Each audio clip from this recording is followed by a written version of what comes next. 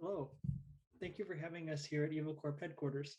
After several weeks, our team at AllSafe Cybersecurity, made up of Aditya, Grant, Jake, Rahel, Thomas, and I, have completed our SolarWinds Orion supply chain risk assessment for your company and are prepared to share our findings with you.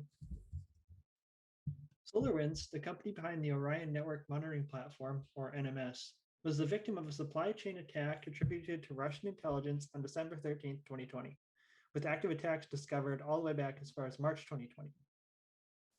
Through compromising an update server and certificate on SolarWinds network, the attackers were able to push new, signed but malicious code to tens of thousands of clients in the public and private sectors.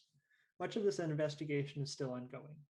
Today, we will present our findings on the scope of the assessment that we agreed upon, our methodology and assessment preparations, our findings, and our recommended remediation plan and timeframe. To start, Thomas and Jake will introduce our assessment parameters. Alright, let's get started with the introduction. The scenario is as follows. Evil Corp is using SolarWinds server software to manage their network infrastructure. Due to the recent SolarWinds incident along with CISA Emergency Directive 2101, Evil Corp has decided to hire our team at AllSafe Cybersecurity to evaluate the threats, vulnerabilities, and controls that will impact their critical infrastructure. As such, our objective is to conduct a risk assessment of their environment using the controls and techniques outlined in NIST RMF 800-53. Additionally, our team will be applying indicators of compromise and recommendations from the aforementioned emergency directive to identify, assess, and recommend corrective actions for any found vulnerabilities. The first step in this assessment included defining the scope, which we will explore next. The scope of this assessment was limited to only internal appliances affected by the attack. This means that nothing beyond the DMZ will be investigated. Additionally, the main focus on the assessment will be on calculating the risk to devices directly managed by the Orion Network Management System. The specific assets covered in the assessment will involve security appliances such as the SolarWinds Orion platform, servers, user PCs, and network devices. This assessment will be guided by the NIST RMF with additional technical guidance provided by the CISA Emergency Directive 2101. This process took place over a 4-week period starting on April 10th. Now that we have laid out the scope of the assessment, let's move on to Evil Corp's network topology. The topology is displayed on the right and shows the internal network consisting of user PCs, networking devices, various servers, and an intrusion prevention system. A firewall is placed between the internal network and DMZ for all inbound and outbound traffic from the internet. All of the assets will be discussed in further details in the slides to come. Our team ranges from the IT staff and professionals to the information owner, and then the decision maker and sponsor. The support and maintenance of responsibilities ensures that each member plays a crucial role for the organization. Thanks, Jake. We're now going to move on to the methodology and assessment preparation stage. For our detailed methodology, we first need to identify assets based on the provided topology we went over earlier. We then need to identify threats and vulnerabilities based on the indicators of compromise provided by the CISA Emergency Directive.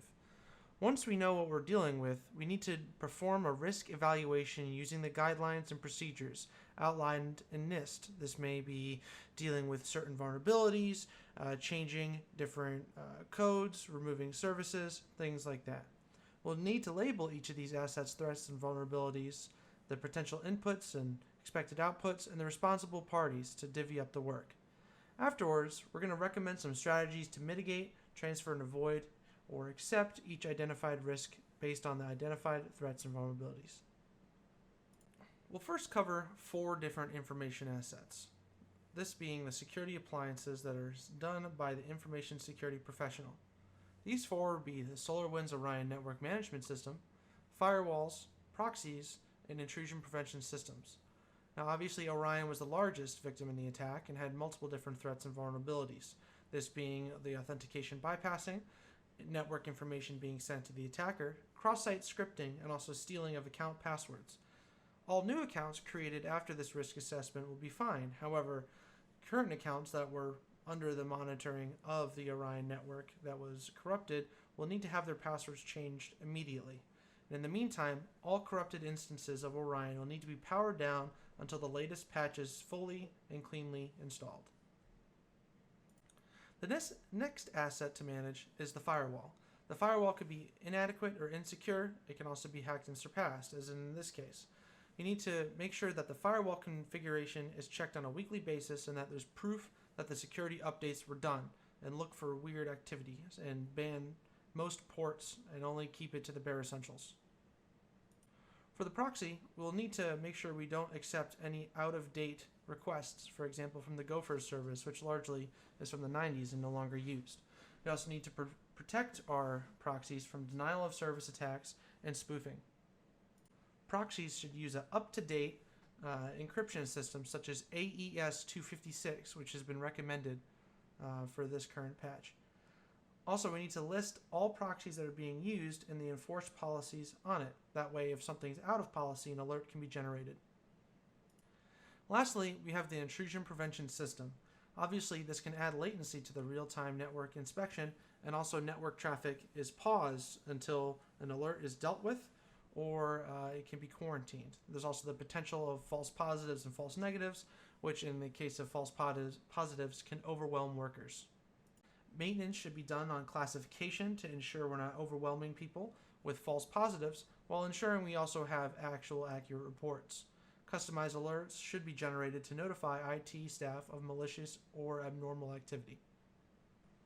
We'll next cover networking appliances, which are assets covered by the information technology staff. This mostly includes routers and switches.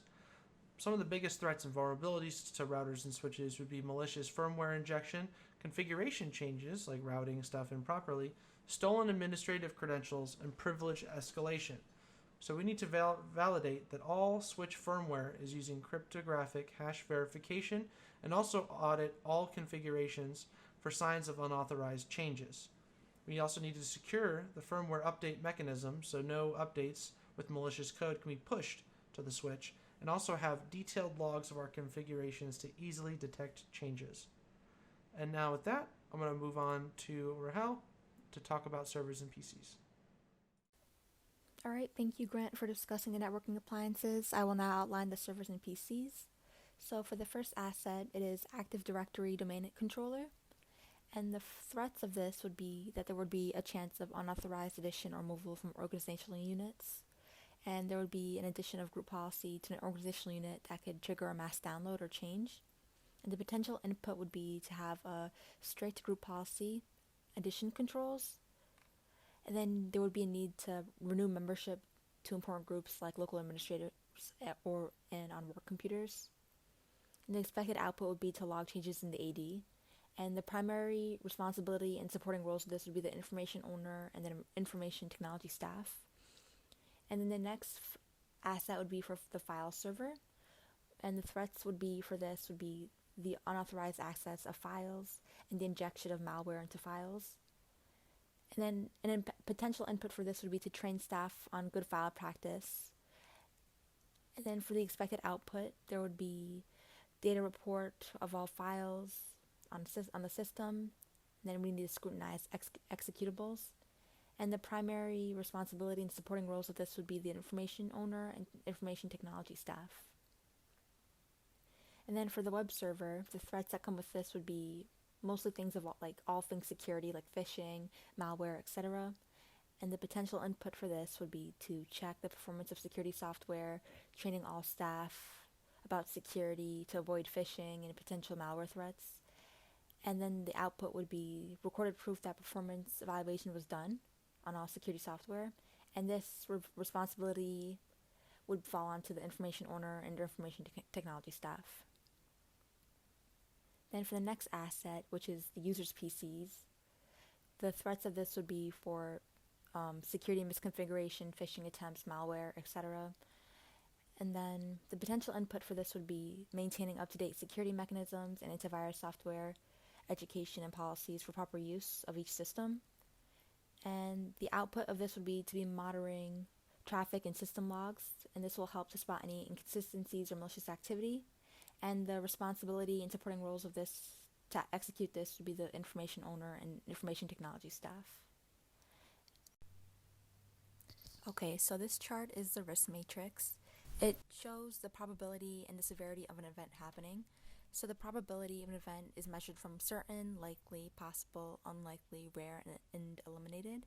And the harm severity ranges from negligible, marginal, moderate, critical, and catastrophic. And next we'll go to Wyatt with the assessment plan. Thanks, Rahel. Our assessment plan follows 5 steps. First and foremost, we mitigate the Orion code compromise by determining if the affected Orion version is on the network and following Emergency Directive 21-01 to shut it down. Next, we assess for sunburst infections by searching for malicious DLL on connected systems. We can also search for teardrop malware PE files on the system in the same way. Then we check for supporting Sun Shuttle Dropper PEs and Go packages, inspect network logs, and follow SysS's remediation steps if found. Finally, we monitor for APT compromise using SysS's threat indicators. Now we'll move on to findings and mitigations. We found multiple indicators of compromise running on our firewall host, such as 7 PEs and 1 Go executable that attempted to contact hard-coded C2 servers. Mitigations for these include host-based firewalls per workstation, scanning for malicious software, and enforcing strong password policies. This risk rating is considered very high due to the likelihood of such files being related to the sunburst malware and the catastrophic potential for having an active APT on the corporate network. Moving on to network devices, unfortunately there were a few indicators of compromise identified on our machines. For one, our router was processing traffic from the known malicious domain defsecurity.com. Furthermore, our security team found the hash of a known backdoor file residing on our network devices. There are a few mitigations that can be implemented to address this issue. For one, firmware should be uninstalled and restored to a version which is known to be safe. From here on out, the firmware's hashes should also be used to validate each update. Furthermore, all devices should be audited for signs of unauthorized changes. Finally, known malicious IPs, such as the one listed above, should be blacklisted. Overall, the risk to network devices is very high, as known IOCs were found and data passing through these devices was most certainly compromised.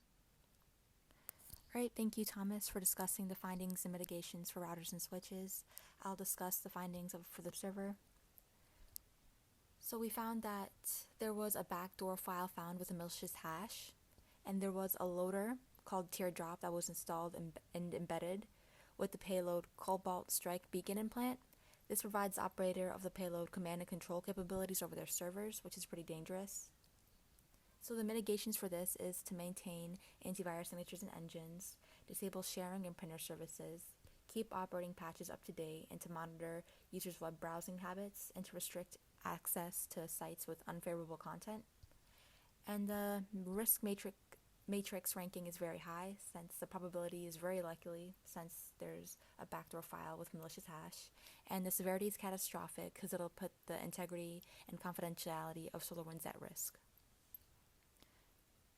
Right, and next we'll go to Jake for user PCs, findings, and mitigations.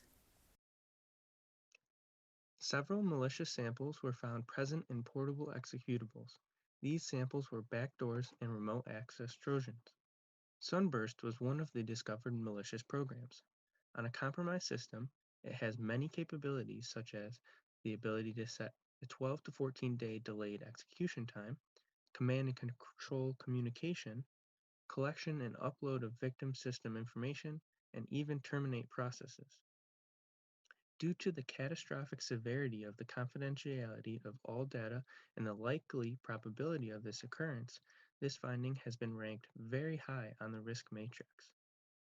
The mitigation steps are to forensically analyze host operating system images, identify and remove threat actor controlled accounts, and finally to rebuild hosts from a trusted source. Treating all hosts as potentially compromised by threat actors and assuming that the threat actor has deployed further persistent mechanisms will ensure proper elimination of the threat.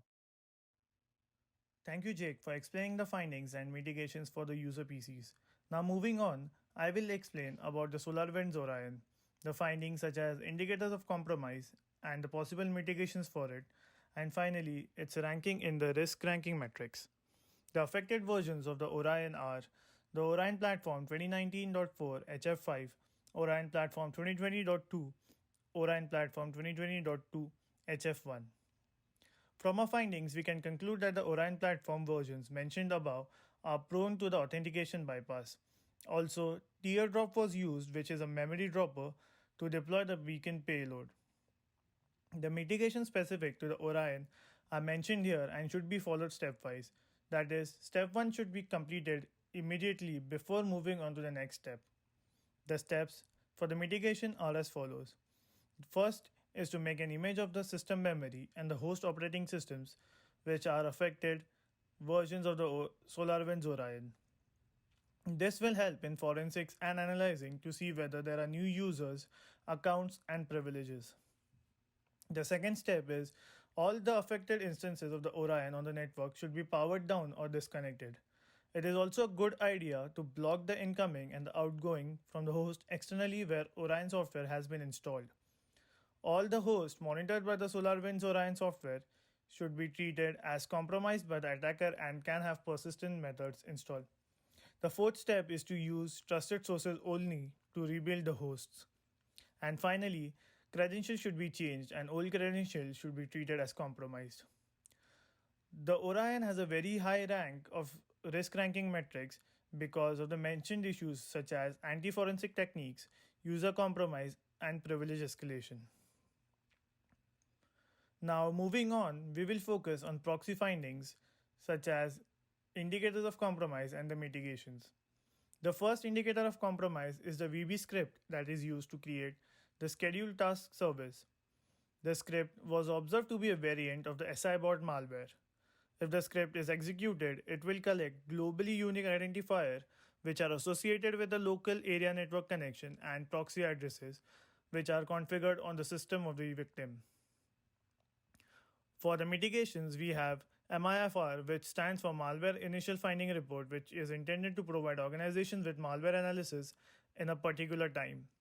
MAR, which stands for Malware Analysis Report, which is a report which contains more detailed analysis of the malware via reverse engineering.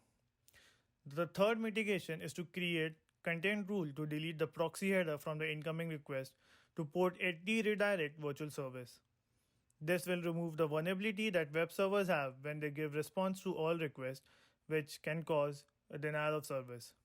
The risk ranking is high because it can cause denial of service and potential for cross-site scripting. Thanks, Aditya. Finally, we saw several alerts from the IPS about clients attempting to interact with known bad IP addresses or transmit many encrypted files. Heuristics also quarantine several PE and Go files for manual inspection. To mitigate this, we recommend blocking all the known bad domains and IPs, as well as updating definitions to detect the files implicated in CIS's IOCs. This risk rating is considered medium, only because the IOCs were potentially observed, but not confirmed to be risky, and the severity is only moderate because they were actually caught. Now we'll wrap up the assessment with a summary of our findings and recommendations. Current security controls and implementations did not sufficiently protect EvilCorp's networks against the SolarWinds Orion supply chain attack. There were 5 very high findings, 1 high finding, and 1 medium finding. There are many very high findings because this is a very high-profile attack coordinated by an APT. Thank you, Wyatt, for outlining the control evaluation. I will discuss the timeline for restoring SolarWinds. So for the first and second week, all devices and systems that had SolarWinds Orion installed must be quarantined and examined for malware. And then for the third and fourth week, there needs to be a strong password policy enforced, and to make password changes on any accounts that have had been connected to SolarWinds Orion. And then for the fifth and sixth weeks, their passwords need to be updated, the restored and patched version of SolarWinds can be installed. So the Orion products are split into 3 categories and will be monitored differently depending on the category. So the first category are products that are forensically confirmed to not have malicious content. There's not really a focus on monitoring that category. And then 2 is devices that have malicious content. So to monitor this, it'll be a focus on cloud instances of Orion, and they should only monitor cloud resources and that cloud infrastructure, and configuring logging to ensure that all logs in the host operating system and SolarWinds platform are being captured and stored for at least 180 days. And the restoration of SolarWinds may be done from the legacy database following the SolarWinds restore guidance. And then category 3, that pertains to networks that have used affected versions of SolarWinds and have evidence of follow-on threat actor activity. And then for this, we need to take actions to remediate Kerber roasting, including as necessary or appropriate, engaging with a third party with experience eradicating APTs from enterprise networks. And there needs to be a need to replace the user accounts with a group managed server account. All right. Thanks, Rahel. And thanks again to the Evil Corp Board of Directors for your business. This concludes AllSafe's SolarWinds Orion Supply Chain Risk Assessment. Goodbye, friends.